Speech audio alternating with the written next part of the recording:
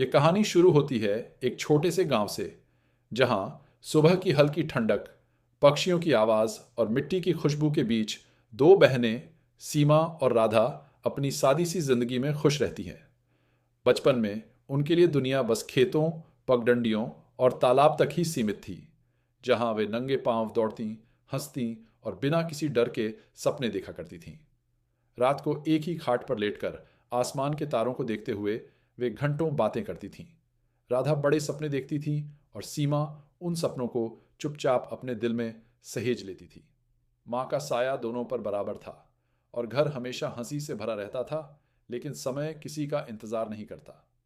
एक दिन सब कुछ बदल गया और घर की दीवार पर टंगी एक तस्वीर ने पूरे आंगन में सन्नाटा फैला दिया। अचानक जिम्मेदारियां सीमा के कंधों पर आ गईं और उसने बिना कुछ कहे खुद को मजबूत बना लिया।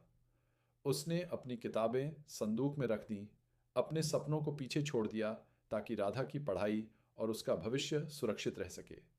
राधा यह सब समझती थी, लेकिन उम्र और हालात ने उसे कुछ कहने की हिम्मत नहीं दी। समय बीता और एक दिन राधा शहर चली गई। नई रोशनी, नई भीड़ और नई उम्मीदों के बीच शहर में उसकी दुनिया बदलने लगी।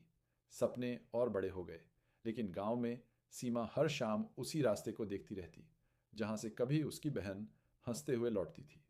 मोबाइल की स्क्रीन रोज देखी जाती, पर संदेश कम होते गए और अकेलापन धीरे धीरे सीमा की थकान बन गया। काम, जिम्मेदारी और खामोशी ने उसके शरीर को कमजोर कर दिया। फिर भी उसने कभी किसी से कुछ नहीं कहा। शहर की भागदौड़ में राधा अनजाने में रिश्तों से दूर होती चली गई, जब तक कि एक दिन आई एक खबर ने उसकी पूरी दुनिया हिला दी। डर, पछतावा और प्यार सब एक साथ दिल में उमड़ पड़े और वह बिना देर किए गांव लौट पड़ी। अस्पताल के उस कमरे में जब उसने सीमा का हाथ थामा, तो सारी चुप्पियां टूट गईं, आंसू बहने लगे और शब्दों की जरूरत ही नहीं रही।